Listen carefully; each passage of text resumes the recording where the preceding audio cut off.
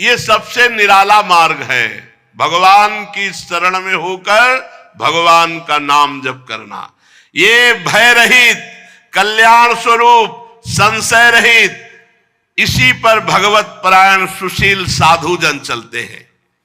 अन्य साधनों से निष्पाप नहीं हुआ जा सकता। जैसे उदाहरण दे रहे हैं, जैसे सुरा कुंभ मिवापगाहा, शराब भरे हुए घड़े को आप चाहे जितनी बार धोएं, वो शराब के घड़े से कभी शंकर जी में जल नहीं चढ़ाया जा सकता, वो अपवित्र हो जाता है।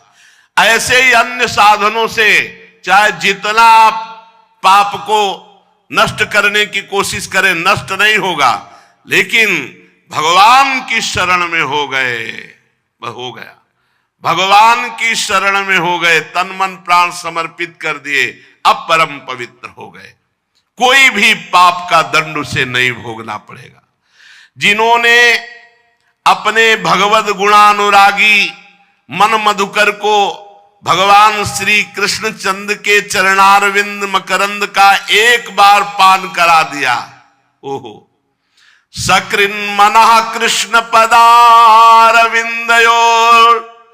निवेशितम तद्गुण रागियैरिहि नाते यमं पास भृतश्च तद्भटान स्वप्ने पश्यन्ति चीर्ण निष्कृता। एक बार जिसने भगवान श्री कृष्ण का आश्रय ले लिया, एक बार भगवान श्री कृष्ण का स्मरण किया, सारे प्रायश्चित हो गए। स्वप्न में भी यमराज के दूत नहीं दिखाई देंगे, नरक जाने की तो बात ही क्या रही, स्वप्न में भी। परीक्षित, इस विषय में महात्मा लोग एक प्राचीन इतिहास कहा करते हैं। उसमें भगवान श्री हरि और यमराज के दूतों का संवाद है, तुम ध्यान से उसे सुनो। कान्यकुब्ज नगर कन्नौज में एक ब्राह्मण रहता था, उसका नाम था अजामिल। वो वैश्या के प्रसंग को देख करके बड़ा आसक्त चित्त होकर वैश्यागामी और पूरा का पूरा दूषित सदाचार नष्ट हो चुका था। वो इतना नीच हो गया था कि रात दिन वैश्या का सहवास करता, उसी के पास रहता, उसको रिझाने के लिए बटोहियों को लूटता, उनकी हिंसा कर देता, जुआ खेलता, धोखाधड़ी से धन ला करके वैश्या को संतुष्ट करता।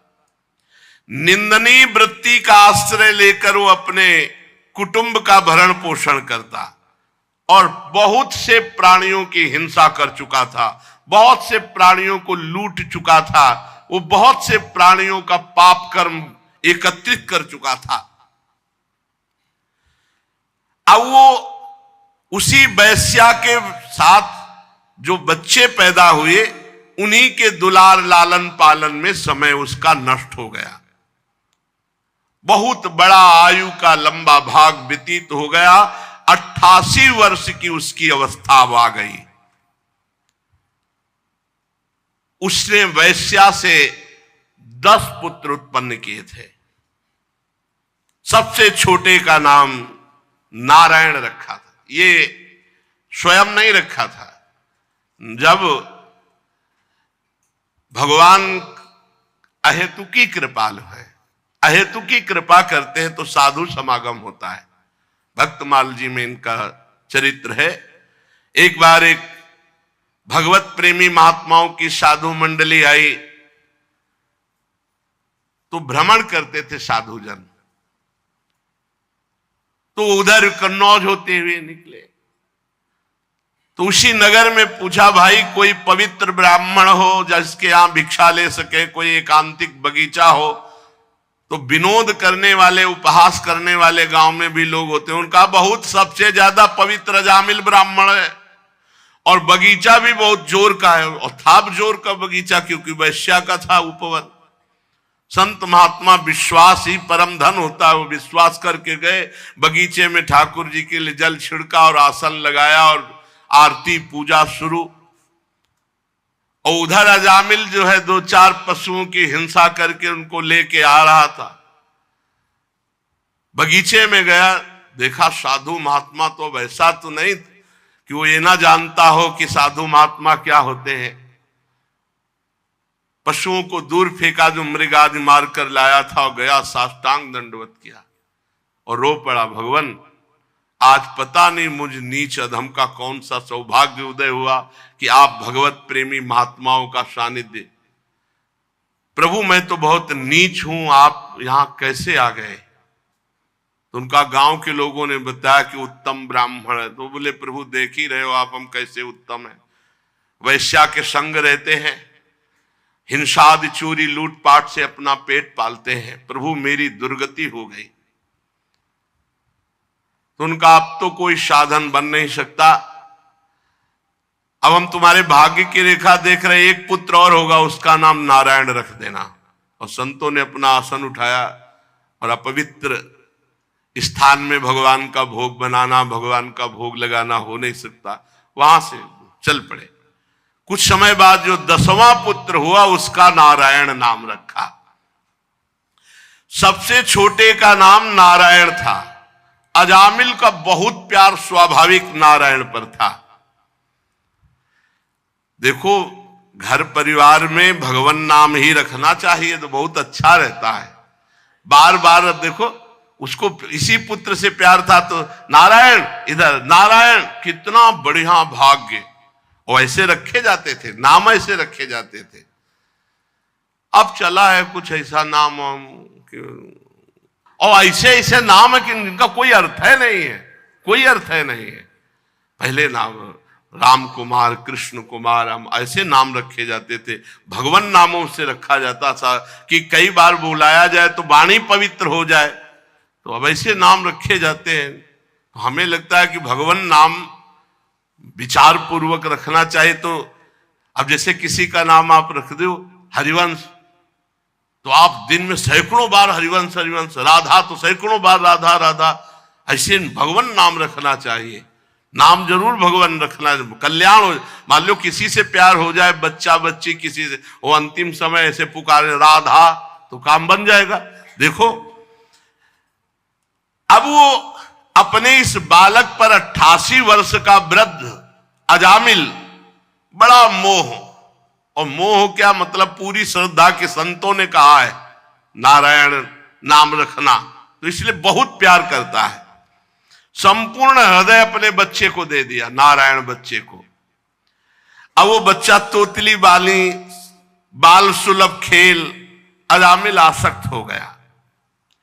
अजामिल उसी के साथ खाता पीता, उसी के साथ समय ज्यादा व्यतीत करता। अब जिसको पता नहीं होता, असावधान व्यक्ति के ऊपर मृत्यु का प्रहार होता है। मृत्यु सिर पर आ पहुंची।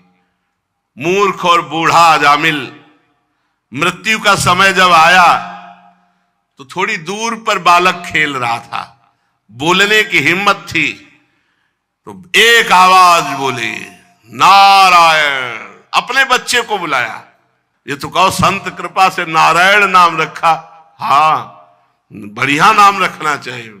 अब तो कुछ पता ही नहीं चलता कि नाम क्या, कौन कौन से नाम। पहले तो विचार पूर्वक नाम रखे जाते थे, ऋषि मुनियों से विचार करवाया जाता फिर नाम रखा जाता था। अजामिल ने देखा भयंकर यमदूत, हाथ में फांसी और टेढ़े टेढ़े भयंकर मुंह, दांत और रोए।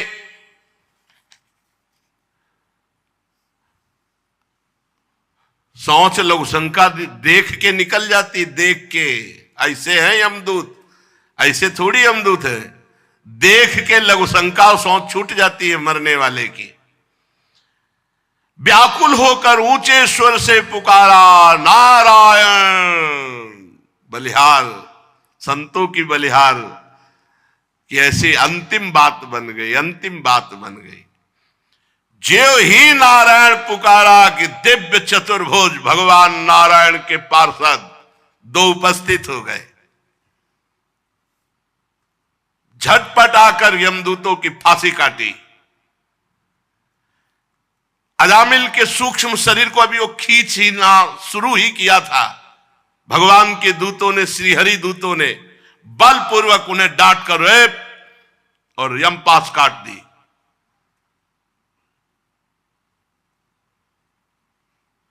यमदूतों ने कहा, भगवान यमराज के इस धर्म विधान का निषेध करने वाले तुम कौन हो सकते हो? भगवान धर्मराज की आज्ञा का उल्लंघन कर दे, त्रिभुवन में ऐसा कोई नहीं। कौन हो आप? किसके दूत हो? कहां से आए हो? तुम क्यों रोक रहे हो इस महापापी को नरक ले जाने से? देखने में तो तुम देवता जैसे सिद्ध श्रेष्ठ दिखाई दे रहे हो। हम देख रहे हैं कि तुम्हारे कमल के समान नेत्र हैं, तुम पीले पीले रेशमी वस्त्र धारण किए, सिर पर मुकुट, कानों में कुंडल, गले में कमल हार, सबकी नवीन अवस्था, चार चार भुजाएं, सभी के कर कमलों में धनुष, तरकस, तलवार, गदा, शंख, चक्र, कमल आदि सुशोभित। तुम लोगों की अंग कांति से दिशाओं का अंधकार दूर हो रहा है। हम धर्मराज के सेवक हैं, हमें तुम लोग क्यों रोक रहे हो? यमदूतों ने जब इस प्रकार कहा तो भगवान श्री हरि के आज्ञाकारी पार्षदों ने हंसकर मेघ के समान गंभीर वाणी में उनसे कहा, यमदूतों, यदि तुम सचमुच धर्मराज के आज्ञाकारी हो तो बताओ धर्म का लक्षण क्या है? तुम यदि धर्मराज के दूत हो तो धर्म का लक्षण क्या है? धर्म का तत्व क्या है? दंड किस प्रकार दिया जाता है? दंड का पात्र कौन है? मनुष्यों में सभी पापाचारी दंडनीय है या उनमें से कुछ? यमदूतों ने कहा, आपने पूछा धर्म का लक्षण क्या है, तो वेद जिन कर्मों का विधान करते हैं उन्हें धर्म कहते हैं, और वेद जिसे रोकते, निषेध करते हैं उसे अधर्म कहते हैं। और वेद स्वयं भगवान का स्वरूप है। भगवान की श्वास प्रश्वास से वेदों का प्रादुर्भाव हुआ है। जगत के रजोगुण, सतोगुण, तमोगुण, इन तीनों से सभी प्राणी पदार्थ ओतप्रोत हैं। सभी की मनोवृत्तियां तीनों गुणों में रहती हैं, सतोगुण, रजोगुण, तमोगुण। तीनों गुणों से कर्म होते हैं, उसके अनुरूप उनका विभाजन होता है। सूर्य, अग्नि, आकाश, वायु, इंद्रियां, चंद्रमा, संध्या, रात दिन, दिशाएं, जल, पृथ्वी, काल, धर्म, ये गवाही होते हैं। रात दिन में सतोगुण, रजोगुण, तमोगुण से जो भी कर्म होते हैं उन कर्मों के ये गवाही होते हैं। सूर्य, अग्नि, आकाश, वायु, इंद्रियां, चंद्रमा, संध्या, रात दिन, दिशाएं, जल, पृथ्वी, काल और धर्म, ये गवाही होते हैं। एक एक सेकंड के कर्म का हिसाब है। इनके द्वारा पता चल जाता है कि ये धर्मात्मा है या अधर्म है, और फिर दंड के पात्र का निर्णय होता है। पाप कर्म करने वाले सभी मनुष्य अपने अपने पाप कर्म का दंड जरूर भोगते हैं। निष्पाप पुरुषों, जो प्राणी कर्म करता है, गुणों से संबंध होता है, उसे सारे पापों का कर्म भोगना पड़ता है, जो उसका दंड भोगना पड़ता है। कोई भी देहवान ऐसा नहीं जो पाप ना करे या पुण्य ना करे, और जो पाप पुण्य करेगा उसे भोगना पड़ेगा, अवश्य में भोक्तव्यम। इस श्लोक में जो मनुष्य जिस प्रकार का जितना अधर्म या धर्म करता है, परलोक में उसका उतना वैसा ही फल भोगना पड़ता है। हे देव शिरोमणियों, सतोगुण, रजोगुण और तमोगुण, तीनों गुणों के भेद के कारण इस लोक में तीन प्रकार के प्राणी देखे जाते हैं: पुण्यात्मा, पापात्मा और पुण्य पाप दोनों से युक्त। उसका परिणाम होता है पुण्यात्मा सुखी, पापात्मा दुखी, और पुण्य पाप मिश्रित सुख और दुख दोनों से युक्त होता है। वर्तमान समय में किए गया आचरण भविष्य का परिणाम दिखा देता है। वर्तमान में किया गया आचरण क्या भविष्य में इसकी दुर्गति होगी कि सदगति होगी। वर्तमान में जन्म जो हुआ, पाप और पुण्य जैसे भी किए गए, तो भविष्य में उसको दंड भोगना ही पड़ता है।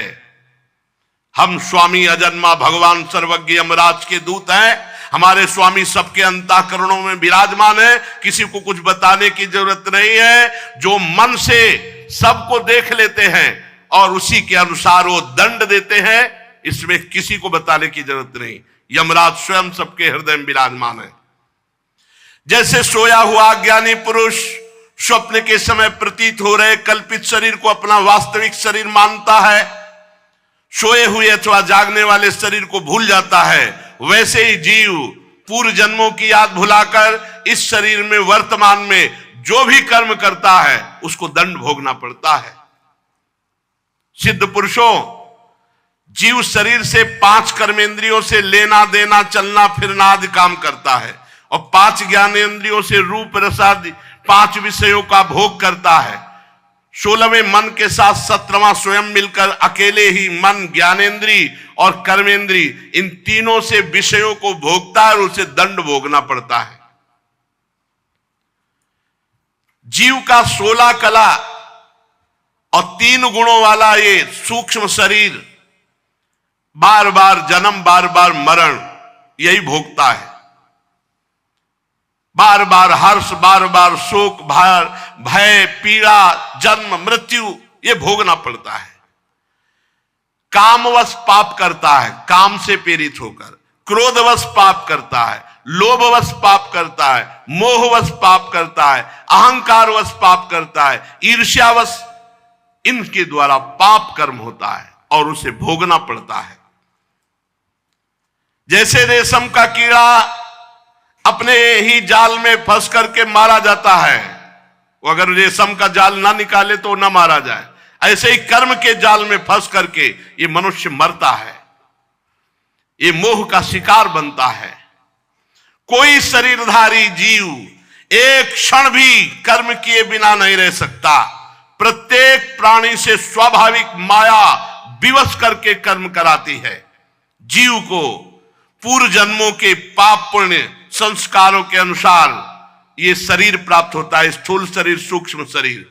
उसी के अनुसार उसकी वासनाएं होती हैं, उसी के अनुसार उसकी क्रियाएं होती हैं और उसी के अनुसार उसको भोगना होता है। देव शिरोमणियों, आप जानते हो अजामिल बड़ा पापी वर्तमान में। पहले ये शास्त्रज्ञ था, शील सदाचार सद्गुण संपन्न था, ये ब्रह्मचर्य का पालन कर रहा था, इंद्रियों को शासन में ले रहा था, पवित्र था। इसने गुरु अग्नि अतिथि वृद्ध पुरुषों की उपासना की थी, समस्त प्राणियों का उपकार चाहता था। पर एक दिन ये अपने ब्राह्मण पिता के आदेशानुसार वन में गया और वहां से फल फूल समिधा कुश लेकर लौट रहा था। लौटते समय देखा कि एक भ्रष्ट वैश्या किसी कामी पुरुष से निर्लज्जता पूर्वक विहार कर रहा है। वैश्या ने भी शराब पी रखी थी, वो भी मतवाली हो रही थी। पुरुष के साथ ऐसे देख करके अजामिल का मन चंचल हो गया। अब ये लाख उपाय किया अपने मन को संभालने का, लेकिन ये काम के वशीभूत हो गया। यद्यपि बहुत धैर्य और ज्ञान का प्रयोग किया, पर काम वेग से विचलित होकर मन को ना रोककर ये पूरी शक्ति से वैश्या को रिझाने में लग गया। वैश्या को निमित्त बनाकर काम पिशाच ने इस अजामिल का नाश कर दिया। अब ये शास्त्र संबंधी सारी पवित्रता और चेष्टा मर्यादा छोड़कर वैश्या को रिझाने में लग गया। वैश्या के साथ सहवास और अपने घर की सारी संपत्ति वैश्या को दे दी। ये धर्म भ्रष्ट हो गया और वैश्या के ही पास रहने लगा। अब सुंदर सुंदर वस्त्र आभूषण आदि से वैश्या को प्रसन्न करना, धीरे धीरे धीरे धीरे चोरी, हिंसा, जुआ, शराब सब आ गए दोष। स्वच्छंद चारणी कुल्टा वैश्या के अधीन होकर के इसने साफ शास्त्र विरुद्ध आचरण किए। इस पापी ने शास्त्राज्ञा का उल्लंघन किया, स्वच्छंद पापाचरण किया, ये शास्त्र निंदित कार्य किए, ये वैश्या के मल समान शरीर और अन्न से पला, इसलिए अब हम इसे ले जाएंगे और नरक में यंत्रणा देकर इसको पवित्र करेंगे। हम इस पापी को दंड पाने भगवान यमराज के पास ले जाएंगे, वहां जाकर ये दंड भोगेगा, तब पवित्र होगा। ये सुनकर भगवान के पार्षदों ने हंस दिया और कहा, यमदूतों, बड़े आश्चर्य की बात है कि तुम धर्मराज के दूत हो और पूर्ण धर्म का तुम्हें ज्ञान नहीं। तुम एक निरपराध को अब दंड दे रहे हो। भला निरपराध को दंड कैसे दिया जा सकता है? जिस समय इसने अपने अंतिम समय अपने पुत्र के बहाने बुलाया नारायण, उसी समय इसके सारे पाप नष्ट हो गए। ये बात समझ लो, कोई भी तपस्या इतनी पवित्र नहीं कि सारे पाप नष्ट कर सके। यदि गोविंदेति चुक्रोशी कृष्णा माम दूरवासिनम ऋण में तत्प्रबद्धम में हृदयान्नापशर्पति। गोविंद गोविंद चाहे जितनी दूर से गोविंद गोविंद, हरि हरि, कृष्ण कृष्ण, सब पाप नष्ट हो गए, भगवान ऋणी हो जाते हैं। साधारण धर्म का ज्ञान तुमने वर्णन किया, साधारण धर्म का ज्ञान तुम्हें नहीं। ये विश्वासघात होगा इसके साथ यदि मैं तुम्हें ले जाने दूं। यमदूतों, एक जन्म का नहीं, बस यही सब शास्त्रों की कृपा से बात आई, तभी हमारे हर प्रश्न का उत्तर नाम होता है, हर प्रश्न का उत्तर। अयम ही कृत निर्वेशो जन्म कोट्यं हंसमामपि यद व्याजहार विवशो नाम स्वस्थयनम हरे। इसने मेरे हरि का नाम जब उच्चारण किया तो इस जन्म के नहीं, करोड़ करोड़ जन्मों के पापों का प्रायश्चित हो गया। अब ये भगवान के परम पद को प्राप्त होगा, 1 रुपया नहीं लगता। तुम स्नान किए हो कि नहीं किए हो ये भी प्रश्न नहीं है। अपवित्र पवित्रो वा सर्वावस्थांगतो विवाह यह स्मरेत पुंडरीकाक्षम सवायाभ्यंतरा शुचि। हरि हरि कृष्ण कृष्ण राधा राधा राधा, हो गया, सब पापों का प्रायश्चित हो गया। अयम ही कृत निर्वेशो जन्म कोट्यंग सामपि, करोड़ों जन्मों के पापों का इसने प्रायश्चित कर लिया जिस समय इसने हमारे स्वामी नारायण का नाम पुकारा। एते नैव हृगोनोष्य कृतम स्याद घनिष्कृतम यदा नारायणायेति जगाद चतुरक्षरम। जिस समय 4 अक्षर पुकारा नारायण, उसी समय ये पूर्ण निष्पाप हो गया, पूर्ण निष्पाप हो गया, समस्त पापों का प्रायश्चित कर लिया। ध्यान दो, भगवान के पार्षद बोल रहे, स्तेनः शुरापो मित्र ध्रुव ब्रह्म गुरुतल्पगः स्त्री राज पितृ गोहंता ये च पातकिनो परे सर्वेषामप्यघवता मिदमेव सुनिष्कृतम नाम व्याहरणम विष्णुर यतस्तद्विषयामतिः। चोर, शराबी, मित्रद्रोही, ब्रह्मघाती, गुरुपत्नीगामी, ऐसे लोगों का संगी, स्त्री, राजा, पिता, गौहत्या, चाहे जितना बड़ा पाप हो गया हो और भगवान की शरण में आकर ये उच्चारण कर दे हरि हरि हरि कृष्ण कृष्ण कृष्ण गोविंद गोविंद गोविंद, बस सब पापों का प्रायश्चित हो गया। अहम त्वं सर्व पापेभ्यो मोक्षयिष्यामि मा शुचः। इसीलिए भगवान की शरण में होकर भगवान का नाम जप करो, बस सब मंगल ही मंगल है, आप चिंता मत करो। इसमें कौन सा पैसा लगता है? हृदय से भगवान के आश्रित हो जाओ और खूब नाम जप करो। अरे पाप की तो बात जाने दो, भगवत प्राप्ति हो जाएगी, भगवान की सानिध्य का निरंतर अनुभव होगा। खूब नाम जप करो, भगवत आश्रित रहो। शेष चर्चा आगे। श्री राधा वल्लभ लाल की।